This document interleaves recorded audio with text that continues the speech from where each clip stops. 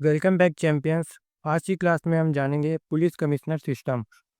ये आगामी परीक्षा को देखते हुए बहुत महत्वपूर्ण है। चलिए इसको इंट्रोडक्शन से देखते हैं। छत्तीसगढ़ की राजधानी रायपुर में अब पुलिस कमिश्नर सिस्टम लागू होगा। यह फैसला मुख्यमंत्री विष्णुदेव साय की कैबिनेट ने लिया है। इसका कारण है रायपुर में बढ़ते अपराध, धार्मिक विवाद, जिनमें पुलिस को कलेक्टर की अनुमति पर निर्भर रहना पड़ता था। पुलिस कमिश्नर प्रणाली वह व्यवस्था है जिसमें कानून व्यवस्था की मजिस्ट्रेट शक्तियाँ पुलिस कमिश्नर को मिल जाती है। इसमें कमिश्नर जिला मजिस्ट्रेट यानी डीएम जैसी शक्तियों और जिम्मेदारी निभाता है। यह सिस्टम पारंपरिक व्यवस्था से ज़्यादा केंद्रित है और तुरंत निर्णय लेने के लिए मानी जाती है।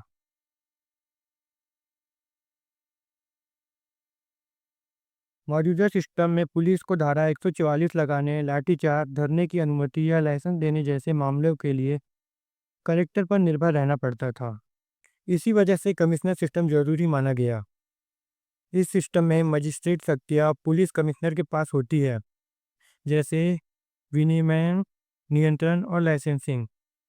कमिश्नर शस्त्र लाइसेंस, होटल बार लाइसेंस या सार्वजनिक कार्यक्रम की अनुमति जारी कर सकता है।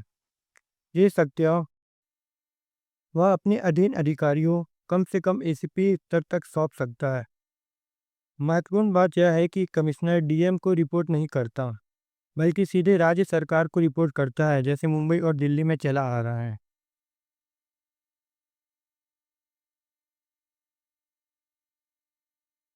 संविधान की 7वीं अनुसूची के अनुसार पुलिस राज्य सूची का विषय है, इसलिए यह निर्णय राज्य सरकार लेती है।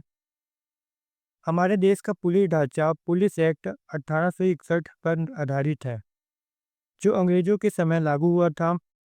कमिश्नर प्रणाली सामान्यतः उन शहरों में लागू की जाती है जहां आबादी 10 लाख से अधिक हो। भारत में यह सिस्टम जम्मू कश्मीर और कुछ पूर्ववर्ती राज्यों को छोड़कर लगभग सभी जगह लागू है। ऐतिहासिक पृष्ठभूमि देखते हैं। पुलिस कमिश्नरी प्रणाली सबसे पहले अंग्रेजों ने कोलकाता में लागू की। इसके बाद यह मुंबई और चेन्नई प्रेसिडेंसी में भी लागू हुई। ये इम्पोर्टेंट है, ये पूछा जा सकता है कब लागू हुई थी।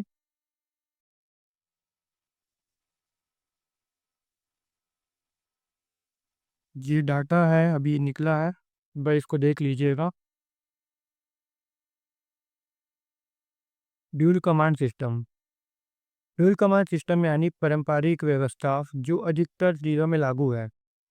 इसमें डीएम और एसपी शक्ति आपस में साझा करते हैं। डीएम के पास गिरफ्तारी वारंट और लाइसेंस जारी करने की शक्ति होती है, जबकि एसपी अपराध की जांच और गिरफ्तारी करता है। इस सिस्टम का उद्देश्य पुलिस को जिला मजिस्ट्रेट के लिए जवाबदेही रखना था। अब कमिश्नर सिस्टम देखते हैं। इसके विपरीत कमिश्नर सिस्टम में डीएम और एसपी की सभी शक्तियों की एक ही अधिकारी है, जिसका नाम है पुलिस कमिश्नर। यह पुलिस सीधे राज्य सरकार को जवाबदेह रहती है। निर्णय प्रक्रिया तेज एक एकीकृत हो जाती है। कंक्लूजन देखते हैं। पुलिस कमिश्नर प्रणाली बड़े और जटिल शहरी क्षेत्र के लिए उपयुक्त मानी जाती है, क्योंकि यहाँ त्वरित निर्णय और केंद्रीय नियंत्रण का आवश्यकता होती है। लेकिन यह व्यवस्था डीएम की परंपरागत शक्तियों को सीमित कर देती है। इसी कारण संतुलन और जवाबदेही पर बहस हमेशा बनी रहती है। अब एमसीक्यू क्वेश्चन देखेंगे कुछ जो एग्जाम में आने लायक है। इसको आप पूरा देखिएगा, इससे क्वेश्चन जरूर आएगा। पुलिस कमिश्नरी प्रणाली के अंतर्गत पुलिस कमिश्नर को किस अधिकारी के समान समान शक्ति प्राप्त होती है? ऑप्शन ए पुलिस महानिर्देशक, जिला मजिस्ट्रेट, उप पुलिस अधिकारी या गृह सचिव। इसका आंसर देखते हैं। जिला मजिस्ट्रेट की शक्ति जितनी मिलती है, पुलिस कमिश्नर को डीएम जैसी मजिस्ट्रेट शक्ति प्राप्त हो जाती है इससे, ये याद रखिएगा। भारत में पुलिस कमिश्नरी प्रणाली पहली बार किस शहर में लागू की गई थी? अभी अपन इसका देखिए हैं पहले कि जो हो जाएगा कलकत्ता में। एक्सप्लेनेशन देखते हैं। अंग्रेजों ने इसे सबसे पहले कलकत्ता में लागू किया था। ये भी इम्पोर्टेंट है। संविधान की किस अनुसूची शेड्यूल में पुलिस को राज्य सूची में रखा गया है? ये मोस्ट इम्पोर्टेंट हो जाता है एग्जाम को देखते हुए। ऑप्शन ए 5वीं, ऑप्शन बी 6ठी, या ऑप्शन सी 7वीं, ऑप्शन डी 8वीं। इसका जवाब हो जाएगा ऑप्शन सी, 7वीं अनुसूची में रखा गया है। 7वीं अनुसूची में पुलिस राज्य विषय है, इसलिए राज्य सरकार इसका नियंत्रण करती है। जो भी डिसीजन होता है स्टेट गवर्नमेंट लेती है। पुलिस अधिनियम 1861 के अनुसार कमिश्नर प्रणाली मुख्यतः किन शहरों में लागू की जाती है? ये भी इम्पोर्टेंट है। 5 लाख वाले अधिक वाले आबादी में, या 10 लाख से अधिक आबादी वाले शहर में, या राजधानी या औद्योगिक नगरी में। इसका जवाब हो जाएगा ऑप्शन बी, 10 लाख से अधिक आबादी वाली जगहों पर। 10 लाख से अधिक आबादी वाली जगह पर होगी ये। यह अधिनियम कहता है कि कमिश्नर प्रणाली बड़े शहरों में लागू होगा जिनका आबादी 10 लाख से अधिक है। ड्यूल कमांड सिस्टम के तहत कौन से अधिकारी कानून व्यवस्था का संचालन साझा करते हैं? कानून व्यवस्था कौन साझा करते हैं? जो अभी चली आ रही है एसपी और डीएम वाली, उसमें पूछा गया है। इसका जवाब हो जाएगा बी, डीएम और एसपी।